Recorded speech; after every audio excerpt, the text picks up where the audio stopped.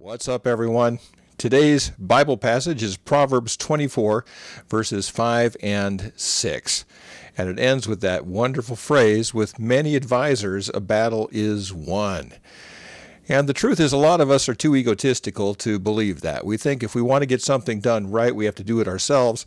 But that just isn't very bright. And why is that? Because of civilization. And what I mean by that is civilization means living in cities, literally, in Latin. And it has to do with the fact that for centuries, human beings had two basic jobs, hunting and gathering. And it was primitive.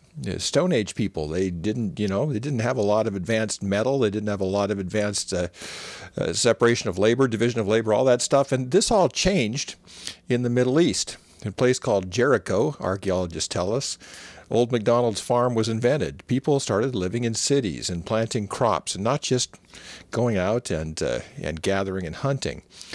And what this did is it started storing extra food. There was a surplus of food, and people had what's called free time. They didn't have Netflix back then, so basically what they did was they started to create other crafts and art and writing and all of those things. The cradle of civilization in the Middle East, we had domesticated animals and farming going on. And we started to divide labor into different forms of expertise, different crafts. Well, every time there's a big technological advance, this gets even more specialized. And during this last information revolution, the computer revolution, it's gotten even more so. And what I mean by that is it's impossible to be an expert on everything. Just now, my computer said, you're full. You can't do any more on this computer because the hard disk is full. And I looked everywhere, and I could not figure out how to clean it out. And so I went to YouTube, and there's a person who puts out videos on this, and in a 2-minute video, he showed me how to clear out my old iMovie videos. And it's not as easy as you think. And it's not one of those things that you can just naturally, intuitively do.